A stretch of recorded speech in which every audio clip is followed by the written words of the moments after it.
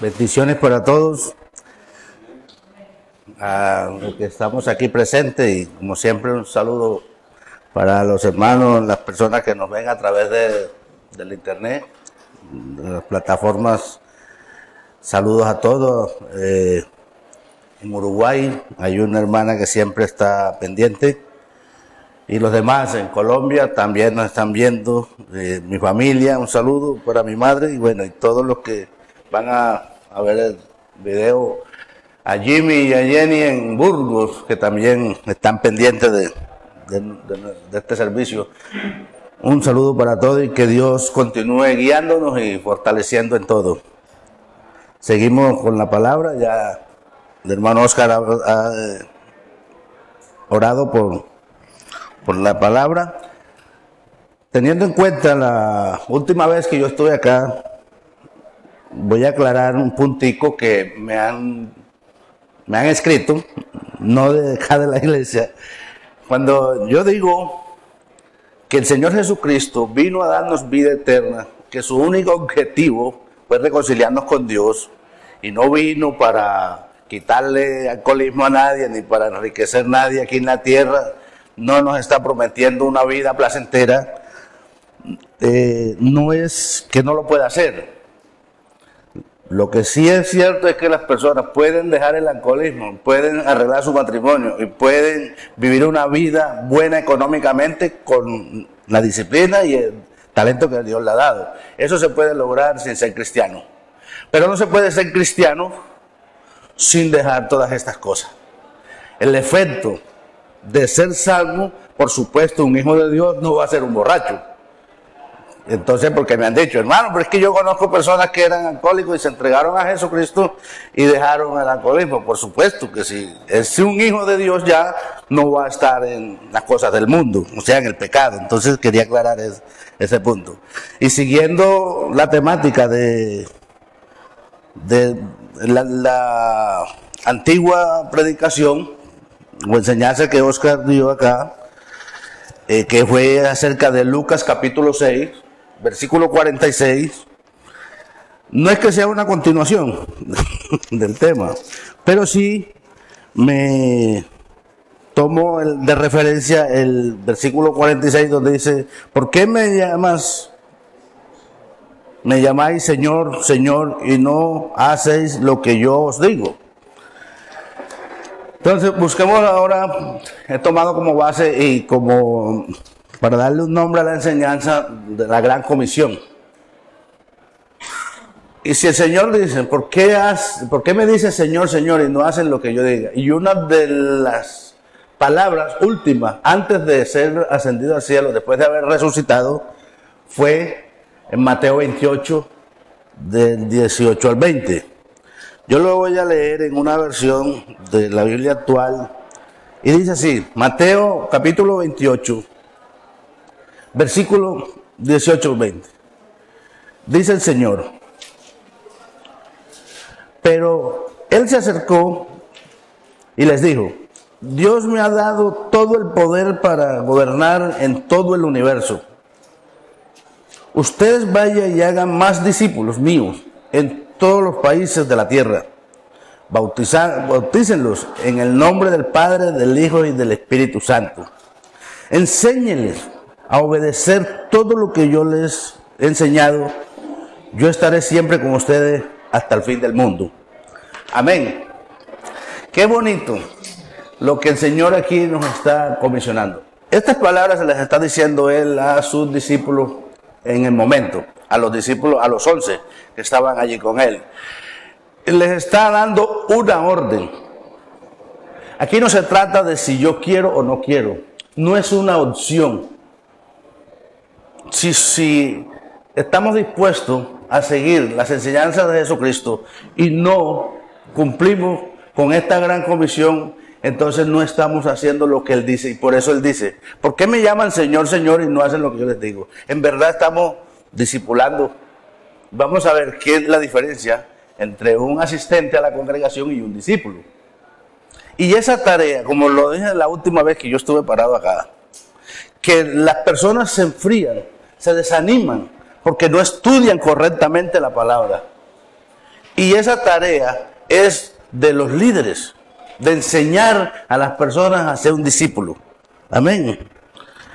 Entonces, la palabra discípulo, ¿qué es un discípulo? Lo dice el versículo 20. Enseñarle a la persona a que permanezca confiando en Jesucristo. Hacer lo que Jesucristo dice, enseñarle a que permanezca y que ponga toda su esperanza, toda su fe en el Señor Jesucristo y hacer todas las cosas que Él dice que hagamos y no hacer lo que Él dice que no hagamos. Entonces, ese es ser un discípulo. Es muy diferente a un asistente a una congregación. Las congregaciones están llenas de asistentes, pero ¿dónde están los discípulos? ¿Y por qué no estamos haciendo discípulos? Porque las personas duran 1 año, 2 años en una congregación y tienen todavía que preguntar que si es malo ir a una discoteca. Porque no saben todavía el concepto de ser un discípulo. Porque nosotros no le enseñamos. Porque muchas veces el líder, el pastor, toma direcciones muy apuestas a lo que es realmente cumplir con la gran comisión, que más bien ahora en estos tiempos se llama la gran omisión, porque se está omitiendo el concepto de hacer personas como discípulos. Entonces, primero, dice el Señor, toda potestad me ha sido dada en el cielo y en la tierra. A mí, dice el Señor Jesucristo, toda autoridad. Aquí que yo soy el que estoy al frente de todo. El Señor Jesucristo dice, por esa razón, le dice, ¿por qué razón nosotros debemos de hacer discípulos? Porque Jesucristo lo manda. Y no es una opción. Es que hay que hacerlo. Para poder decir que el Señor no diga, ¿por qué no hacen lo que yo le estoy diciendo?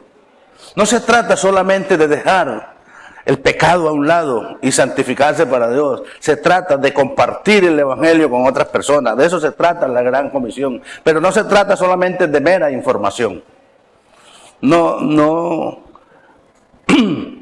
es solamente una persona que llegue a la congregación y diga yo quiero asistir aquí, sino enseñarle a que ame a Jesucristo. Y dice, toda autoridad me es dada a mí. Ahora, dice el siguiente versículo, para que aprendan a obedecer y hacer las cosas que yo he mandado. ¿Quién está hablando? Jesucristo. Entonces, lo primero que hay que tener en cuenta es que los discípulos no son del pastor. Los discípulos no son del líder, son de Jesucristo. Vamos a enseñar a las personas a amar a Jesucristo y a depender de Jesucristo y a poner su esperanza en Jesucristo y no en el hombre.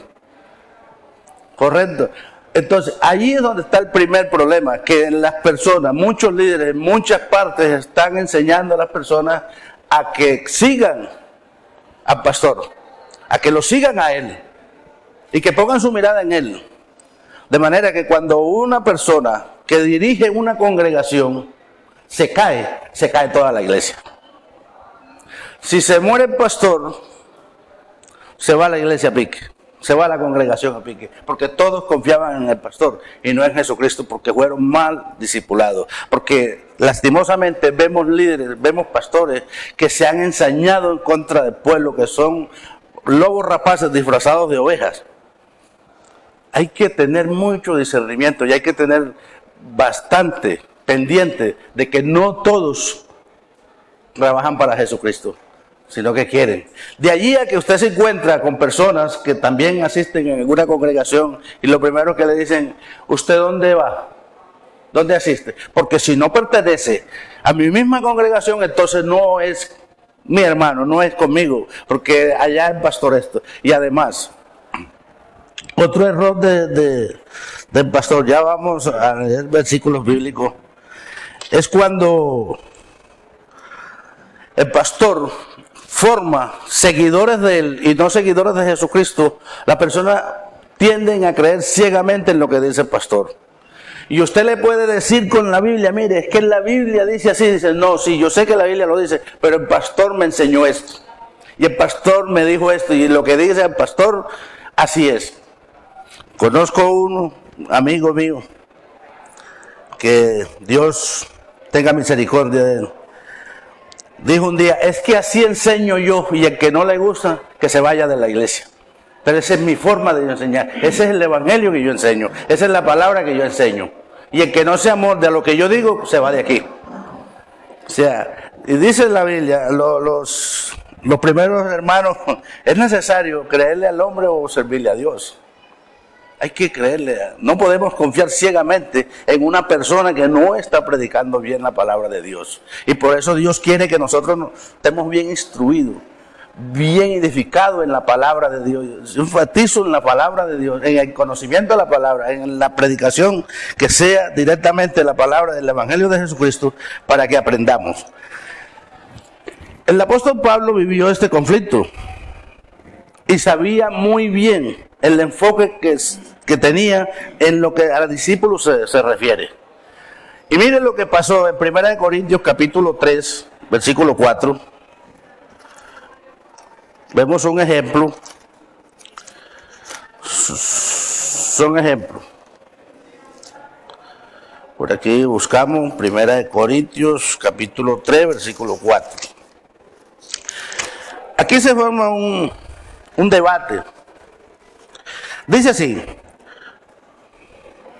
porque diciendo el uno, yo ciertamente soy de Pablo, y el otro, yo soy de Apolos. ¿No soy carnales? ¿Qué pues es Pablo y qué es Apolo? Había un conflicto igual en los Corintios, de que decían: no, yo soy discípulo, es del apóstol Pablo. Y otros decían: no, yo soy de Apolo, porque con Apolo les habían predicado. No, yo voy con Pablo, yo voy con... ¿Y qué dice el apóstol Pablo? Sí, ustedes son mis discípulos. Y así es que se debe hacer. No, el apóstol Pablo le dice: ¿qué es Pablo? ¿Qué es pues Pablo? ¿Y qué es Apolo? Servidores por medio de los cuales habéis creído, y eso según lo que a cada uno concedió el Señor. Yo planté, Apolos regó, pero el crecimiento lo da Dios. Él tenía muy en claro lo que era un discípulo para Dios, y él había enseñado, y siempre en la oración del apóstol Pablo, donde usted lo vea, en todas sus cartas dice: rogándole a Dios a que abra su entendimiento para que comprendan y sean edificados en el conocimiento del Señor. Nunca dijo que en el conocimiento de él, en el conocimiento del Señor, porque él había creado, él había formado discípulos para él presentarles a Dios, para que siguieran a Dios. Y ahí vemos a un Tito, a un Timoteo, a un Epafras, que eran discípulos de Pablo, a un Bernabé, que siempre estuvieron allí con el apóstol Pablo, y estuvieron ayudando, estuvieron guerreando junto con ellos, pero eran discípulos de Jesucristo. Nunca dijeron que eran discípulos de Pablo, porque así lo formó él. Pero cuando el hombre quiere formar discípulos para él, está muy lejos de la verdad de Dios, porque quiere gobernar a la persona y quiere tener a las personas sumidas a su voluntad en la congregación, a que hagan lo que quieran. Y sobre todo esas personas que quieren formar seguidores de él y no de Jesucristo, utilizando la palabra de Dios, lo que quieren es poder y hacerse los grandes, y más que todo dinero, apuntan hacia el dinero. Entonces no son personas que hagan discípulos para Cristo, sino para ellos. Dice la palabra del Señor, sigue diciendo, por ejemplo, el apóstol Pablo aquí en el versículo 10 nos muestra, aquí mismo en 1 Corintios 3, conforme a la gracia de Dios que me ha sido dada, yo como perito, arquitecto, que puse el fundamento y otro edifica encima, pero cada uno mire cómo sobreedifica. Dice, yo puse el fundamento, les pongo la palabra de Dios, les enseña a amar a Jesucristo. Y un fundamento tiene que ser bien puesto, bien, está hablando de una edificación. El que sabe construir sabe lo que es un fundamento para que pueda con un edificio sabe cómo lo debe de construir. Él sabía perfectamente formar discípulos. Ahora nosotros sabemos formar discípulos también. ¿Cómo lo hacemos nosotros? Tenemos que ponernos en la tarea de cumplir esa gran comisión. Los que tenemos la forma y que Dios nos ha dado la capacidad y el don de enseñar y de predicar, para que enseñemos bien, para que podamos formar discípulos que amen a Dios y que dependan del Señor Jesucristo. Si un líder forma discípulos que amen a Cristo y que dependan de Jesucristo, se va a ahorrar mucho trabajo, porque no van a venir mucho a donde Él a pedir consejos, porque van a buscar el consejo directamente donde el Señor. Amén. Seguimos.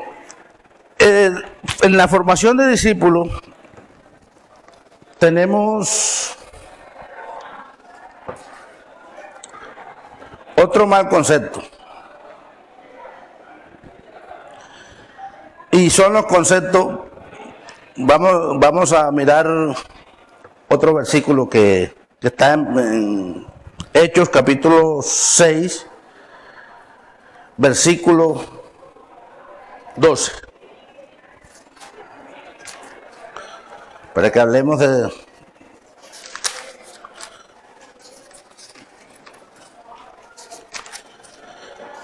Y con paciencia, por favor.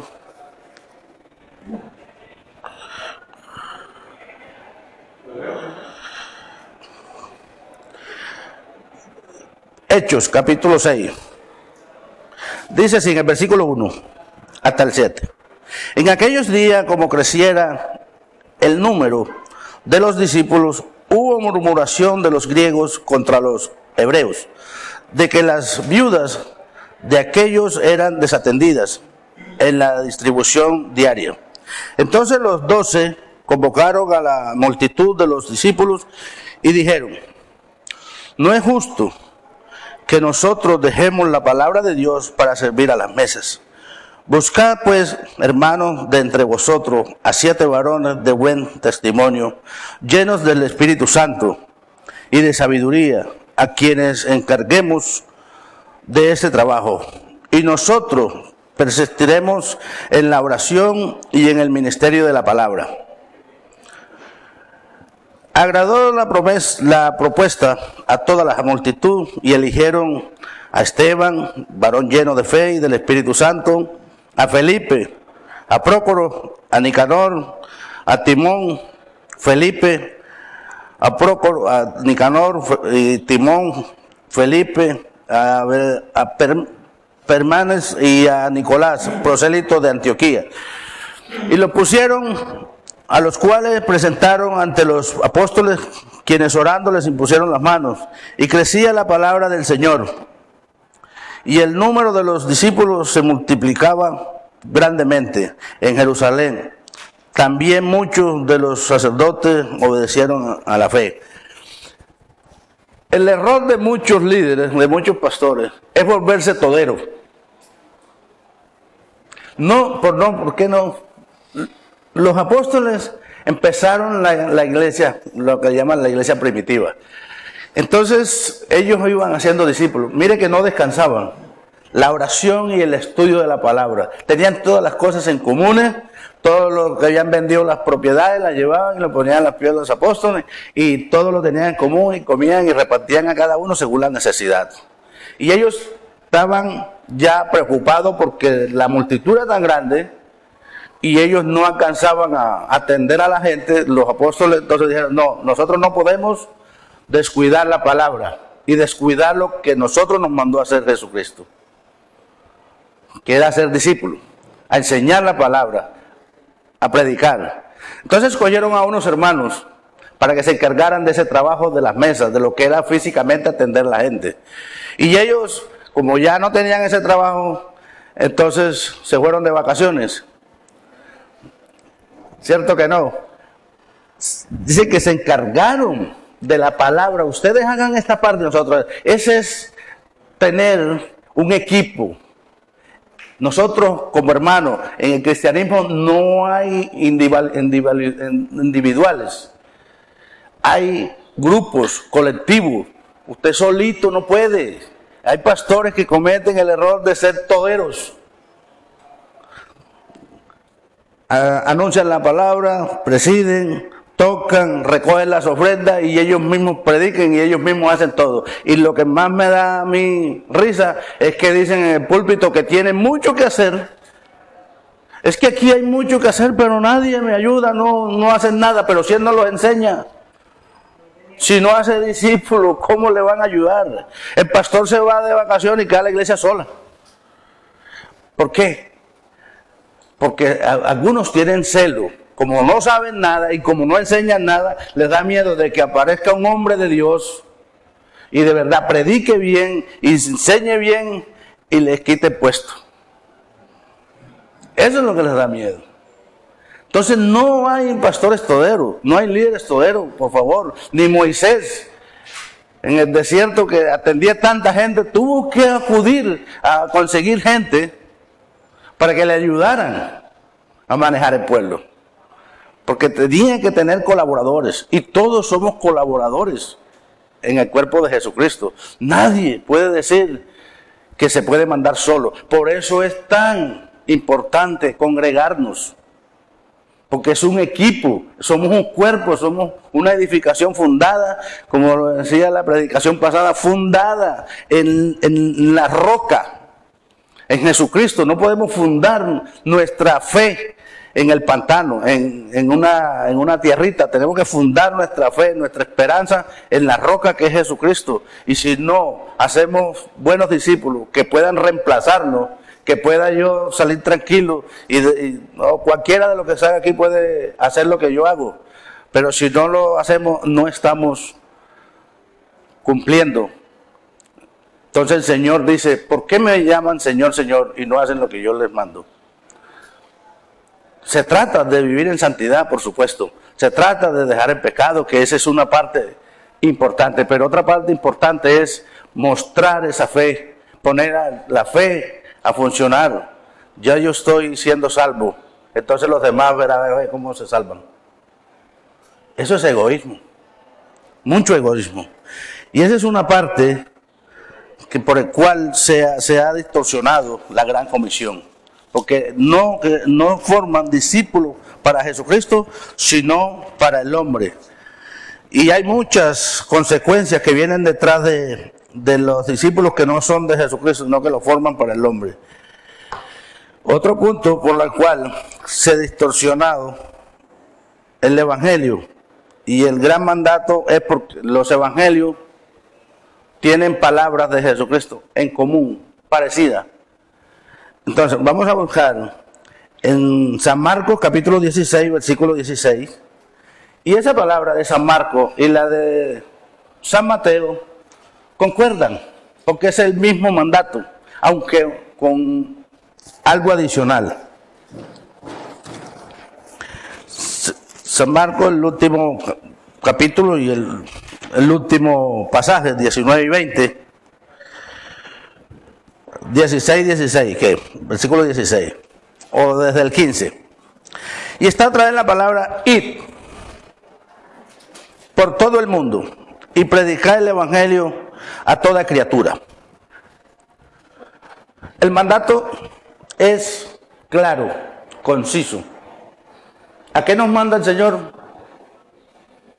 A predicar el evangelio, las buenas nuevas de salvación. Ese es el mandato. El que creyere y fuere bautizado será salvo, mas el que no creyere será condenado. Mucho cuidado a estos dos versículos. Y estas señales seguirán a los que creen. En mi nombre echarán fuera demonios, hablarán nuevas lenguas, tomarán en las manos serpientes, y si bebieren cosas mortíferas no les hará daño. Sobre los enfermos pondrán sus manos y sanarán. Aquí, basado en estos versículos, se ha distorsionado bastante la gran comisión. Porque hay sectas, digo sectas porque las conozco, que si usted no habla en lenguas, entonces usted no cree en Jesucristo. Si usted no habla en lengua, no ha sido bautizado con el Espíritu Santo. Y también han tomado como doctrina fundamental el bautismo. Y asocian este bautismo con el bautismo en agua. Dice, y el que creyere y fuere bautizado será salvo, y el que no será condenado. Dice, es que si usted no se bautiza, no es salvo. Y en muchas sectas, en muchos grupos religiosos, tienen esa doctrina como doctrina fundamental, que si no se bautiza en agua, no es salvo. No sé si usted las conoce, pero yo sí las conozco. Y son muy conocidas. Porque no es lo que dice aquí la palabra bautismo, aquí no es, habla del bautismo en agua. Sino que todo aquel que recibe al Señor Jesucristo en su corazón para servirle fielmente, es bautizado en el Espíritu Santo. Directamente, recibe, según Efesios capítulo 1, versículo 13, recibe el sello del Espíritu Santo. La palabra bautismo significa sumergirse en. Y cuando la persona recibe a Jesucristo como su Señor y Salvador, el Espíritu Santo lo sumerge en la vida de Jesucristo. Id y predicar el Evangelio. En ninguna parte dice, id y hagan milagros. ¿Cómo le parece? Y han tomado los milagros y las sanidades y todo este tipo de práctica de hablar en lengua como doctrina fundamental de salvación. Y no es verdad. Jesucristo murió en la cruz y por su sangre nosotros somos salvos por medio de la fe en Cristo Jesús. Y entonces, si estas señales no se notan en la vida del predicador, en la vida de los que creen, ¿no cree? Yo les pregunto, ¿ustedes han visto un milagro notable así de frente? ¿Ustedes lo han hecho? No, entonces no creen en Jesucristo.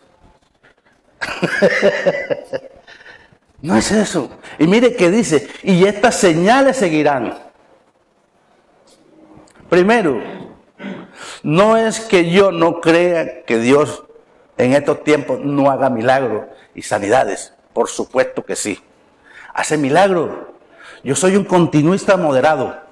Creo en los dones del Espíritu Santo y sé que Dios puede hacer muchas cosas por medio de nosotros. Pero lo hace Dios, no el hombre. Y todos los dones de sanidad o de milagro están sujetos a la voluntad de Dios. No es verdad que una persona tenga el don de sanidad o el don de milagro y lo pueda ejercer cuando le da la gana. Y perdónenme la palabra, me da la gana. Pero es una forma de decirlo claramente. Si una persona tiene don de milagro, el don de sanidad, y lo puede ejercer cuando él quiera, es la persona más mala que yo conozco en la vida. Porque si tiene ese poder de verdad, ¿por qué no va a ser a los hospitales? Debería estar sanando enfermos. Y si no lo hace, entonces no cree en Jesucristo. Yo, desde hace aproximadamente 27 años, vengo siguiendo a Jesucristo. Y he visto cuán problemas grandes con este tema de la sanidad y los milagros. Hombres sin escrúpulos que se han hecho ricos basado en estos versículos. Noche de milagro con el gran evangelista fulano de tal. Y programan una noche de milagro para un día específico. Empieza a las 7 de la noche. Ven y recibe tu milagro. Si esa persona tiene ese don y de verdad convoca a la gente para que reciban milagros, está por encima de Jesucristo. En la ciudad donde yo vengo, en Medellín, hacen muchas de estas campañas. Y muchas personas han hecho grandes movimientos basados en estos versículos.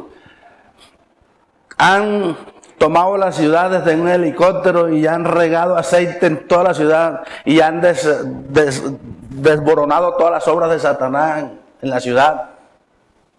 declarando que acaban con el terrorismo, que acaban con las milicias urbanas, que acaban con Satanás, acaban con todo.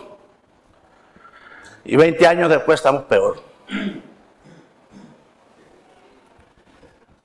Y muchas personas enseñan a las personas, a los milagreros, a seguir milagros, a seguir señales. ¿Sabes que viene un gran evangelista, viene un hombre de Dios para la iglesia tal día? Vamos para allá. Porque dicen, ¿quién quiere recibir su milagro? Pero no saben que lo que hay detrás de todos estos milagreros es que quieren dinero y los están utilizando para sacarle su dinerito por medio de estas falsas enseñanzas. Porque no es verdad. Ahora, según Efesios capítulo 2, versículo 2 en adelante, dice que todo el que no es cristiano está guiado por Satanás. Pues, cuando una persona le predica el evangelio a una persona que no conoce de Jesucristo, y la persona tocada por el Espíritu Santo se convierte a Jesucristo, según la Biblia dice que la persona estaba guiando por el espíritu de las tinieblas, por demonios. Ahora la persona, por creer en Jesucristo, es liberada de demonios. ¿Y quién la está liberando? Dios, Jesucristo, por medio de su palabra. Porque el evangelio es el que libera. El evangelio es el que transforma vida. ¿Está siendo liberada o no está siendo liberada? Una persona que se convierta a Jesucristo es una familia que se convierte. Hay sanidad espiritual, que es la sanidad que el Señor enfatiza. Dios le ha dado talento a personas aquí en la tierra que se llaman neurocirujanos. Tienen profesiones como cirujano, como médico. Cuando una persona tiene una enfermedad y lo necesitan hacerle una cirugía de una apendicitis, que ahora creo que es de las más comunes, y lloramos por él para que el Señor a través de ese médico pueda hacerle una cirugía y pueda salir bien. No es un milagro de Dios, no es una sanidad de Dios, o no lo tenemos como sanidad de Dios. ¿Se dan cuenta? Que Dios sí hace milagros y hace sanidades, pero no como nosotros esperamos. Ahora, si usted es guiado por el Espíritu Santo a orar por una persona que haya muerto y la persona se levante, lo creo. Pero ¿cuántos lo han hecho? ¿O cuántos han tomado una serpiente en las manos? A ver. Hay por lo menos unos 4 pastores que yo conozco la historia, que se pusieron a predicar con unas serpientes en las manos para mostrarle en público que estos versículos se hacían realidad, que tomaban serpientes en las manos y no les haría nada, y le picó la cabeza, oiga, le mordió la cabeza a uno de ellos y murió allí en la congregación, porque se pusieron a orar por él, y mientras perdieron el tiempo orando, no lo llevaron al hospital para que le aplicaran el suero antiveneno. Es que no es así tan literal, hermano. Y por lo menos 4, hay por lo menos 4 que fueron mordidos por serpientes ahí en el acto y han muerto. Ahora yo no sé cuántas personas han tomado cianuro y se han salvado. Dios no puede ser tentado. El apóstol Pablo en la isla de Malta le mordió una serpiente. ¿Saben esa historia? Si no saben, ahí está en el libro de los Hechos. Le mordió una serpiente, pero el apóstol Pablo no estaba buscando probarle nada a nadie, ni estaba tentando a Dios. Yo voy a coger esta serpiente porque la Biblia dice que yo puedo cogerla y no me hace nada. No, el apóstol Pablo no estaba buscando la mordedura. Dice que la serpiente lo mordió, pero no pasó nada. No pasó nada. En esos tiempos, cuando Jesucristo le dice a los apóstoles que vayan, a los cristianos, como en el día de hoy, no los querían mucho, a los cristianos verdaderos, y una forma de deshacerse de ellos era dándole en el té veneno. ¿Cómo le parece? En la sinagoga, en los grupos donde no los querían, esa era una de las formas. cuenta la historia. Por eso le dice, si les dan veneno no les van a hacer daño, no tengan miedo. Una forma de decirle, yo tengo el poder absoluto y ustedes, yo estoy con ustedes. Ahora, los apóstoles, ¿cómo murieron? Muertes trágicas, dice la historia.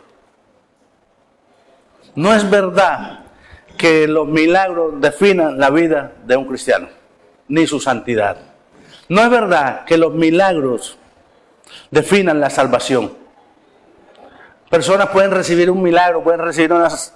Yo conozco personas que han recibido sanidades y hoy en día están perdidos en el licor. Eso no define nada. No sigamos las señales, no sigamos los milagros, sigamos a Jesucristo. Creamos en Jesucristo y fundamentemos nuestra esperanza en Jesucristo. Que ya Dios hizo un milagro en nosotros, de reconciliarnos con Él en la cruz del Calvario. Ese es el mejor milagro que Dios ha hecho. Y no es que no crea yo que el Señor no haga milagros, lo puede hacer. Y puede utilizar a cualquiera de nosotros para hacer un milagro, no tiene que ser el pastor. Dios puede utilizar a alguna persona en su momento, guiado por el Espíritu Santo para hacer el milagro. Pero Dios nunca hace un milagro por hacerlo. Siempre hay un objetivo específico cuando Dios hace un milagro en una persona. Por algo lo está haciendo. No es así porque la persona que recibe el milagro o la sanidad igual se va a morir. Está haciendo la sanidad y está haciendo el milagro con un objetivo específico. Que muchas veces no es la persona que recibe el milagro la que recibe el beneficio espiritual, sino otra persona cercana a Él, para mostrar su poder, Señor.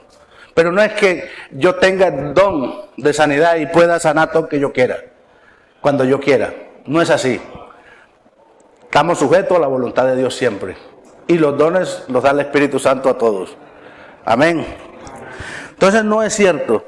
Ahora, hermano, yo he visto muchos milagros, me han dicho a mí. Mire, en otras congregaciones, en otras religiones, hay milagros así. Yo he visto gente que se ha levantado de una silla de ruedas. Hermano, yo he visto milagros patentes. Y el diablo hace milagros. ¿Ustedes creen que el diablo hace milagros?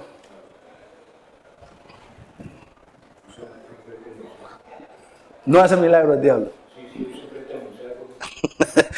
Bueno, el diablo, según la historia de Job, el diablo no es sino una marioneta.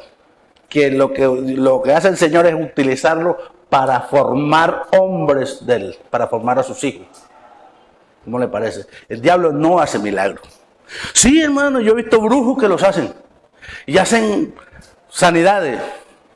Sí, pero ¿por qué? Vamos a ver por qué. Y que no es un milagro ni un poder de ellos. Segunda de Tesalonicenses, capítulo 2, versículo 9. Y vamos a ver si de verdad tienen poder para hacer milagros.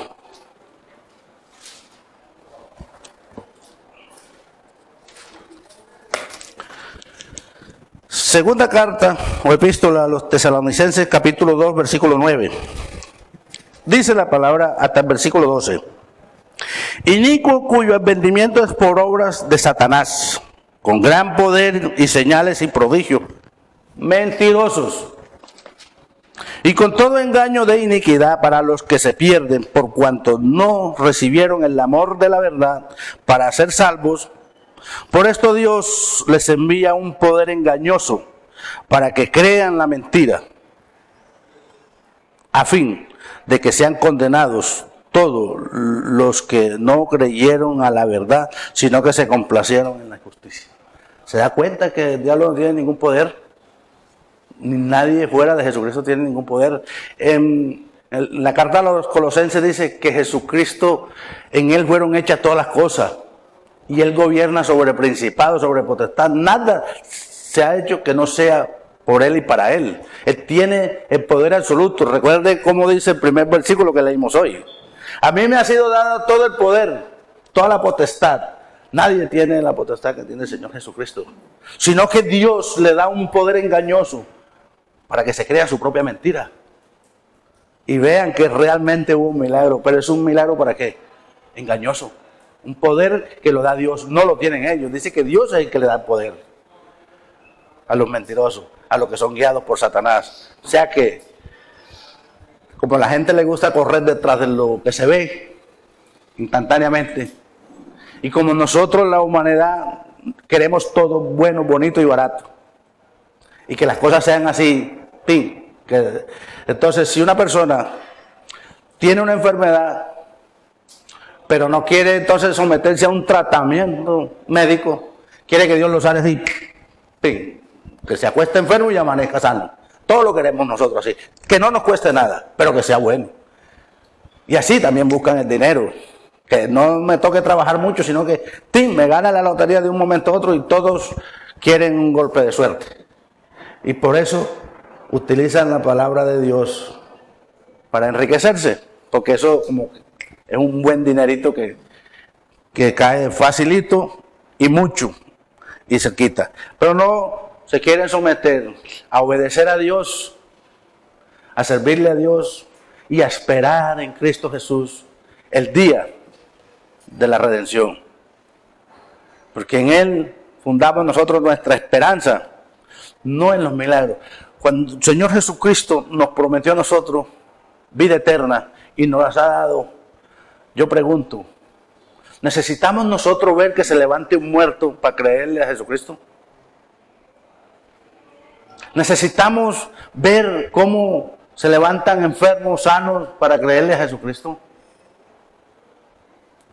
Jesucristo le dijo a los discípulos, y cosas mayores harán de las que yo he hecho. Y la hicieron. Pues la hicieron los discípulos. Después de Pablo para acá, muéstreme cuántos muertos más se levantó Tito. Cuántos más milagros hizo Bernabé. Los que siguieron ahí la gran comisión. No se escucha ya de milagreros, ¿cierto que no? Pablo, cuando le da instrucciones a Timoteo en la primera carta, en el capítulo 3, de cómo debe ser un hombre de Dios, si aspira a ser un líder, le da una lista de cómo debe hacerlo, que sea marido de una sola mujer, que no sea dado al vino, que sea un hombre hospedador, y por último le dice, y que sea apto para enseñar. En ninguna parte allí dice, y que haga milagros. No dice, ni lo hicieron ellos. ¿De dónde salió de un tiempo para acá todo ese tema? Basándose en estos versículos. Prediquemos el Evangelio.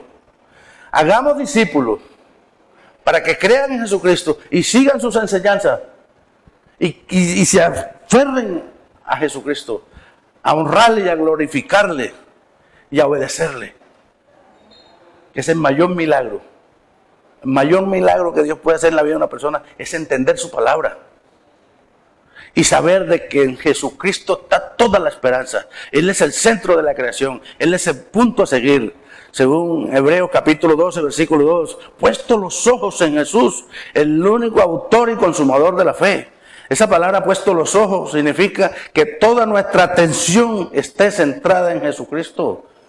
No en los milagros que se puedan ver en la calle o en las congregaciones. Si vamos detrás de los milagros, si vamos detrás de las señales, hay gente que se caminan 20, 30 iglesias y donde quiera que oye inventar que viene un predicador a hacer milagros, allá están ellos, buscando un milagro, porque quieren entonces el beneficio. Y por eso el Señor dice, ¿por qué me dicen Señor, Señor, y no hacen lo que yo les mando? Y otra vez repito para que no haya malentendido, no es que yo no crea que Dios no puede hacer un milagro, por supuesto que sí. Dios es poderoso y su poder no se ha acabado. Él sigue actuando, sigue haciendo milagros y sigue haciendo sanidades. Puede ser a través de un médico, de un cirujano que hace las sanidades. Pero cuando usted y yo predicamos el Evangelio y cumplimos la gran comisión y Dios toca a una persona por el mensaje de su Evangelio y se arrepiente, hay un milagro muy grande. Eso es un milagro que está haciendo el Señor por medio de nosotros. Que entonces ¿para qué oramos por los enfermos? Sí, oremos por los enfermos para que el Señor le dé la capacidad al médico de que Dios le ilumine, que Dios le guíe, para que le encuentre el problema y pueda la persona ser sanada. Para eso están los médicos. Pero si usted va a una noche de milagro y cree que de verdad que de allá va a salir sano, yo creo que no, que puede recibir su milagro, pero es un milagro engañoso. Dios lo que quiere es que usted y yo seamos salvos. Dice en su palabra que Dios no retarda su promesa, sino que es paciente, no queriendo que nadie se pierda, sino que todos procedan al arrepentimiento. Él no busca sanar su cuerpo, busca que su alma se salve, que tengamos vida eterna en Cristo Jesús. Amén. Vamos a dejar hasta aquí. De momento, vamos a leer un último versículo. Hechos capítulo 1, versículo 7.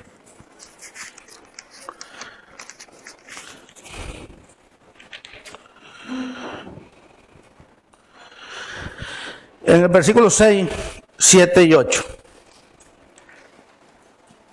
Un versículo de apoyo al tema. Entonces los que se habían reunido le preguntaron, diciendo: Señor, ¿restaurarás el reino a Israel en este tiempo?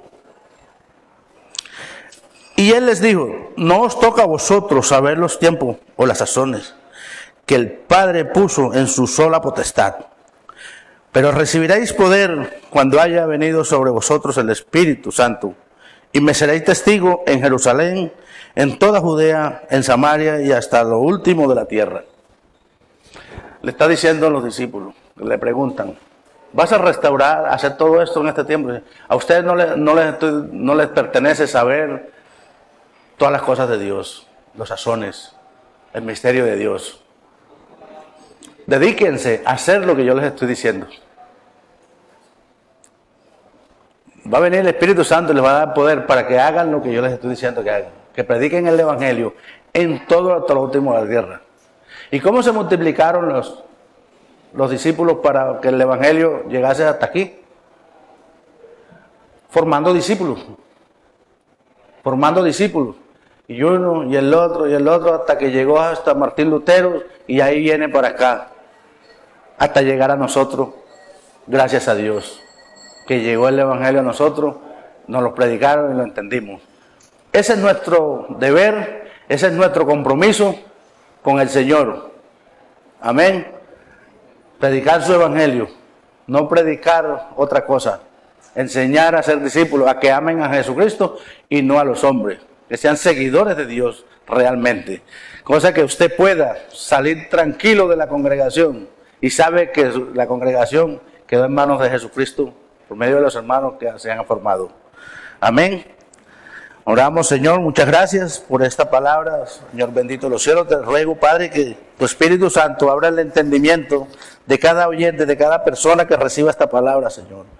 Y que sea sembrada, arraigada en nuestros corazones, hasta que las pongamos por obra, Padre Santo. En el nombre de Jesucristo, amén. Amén.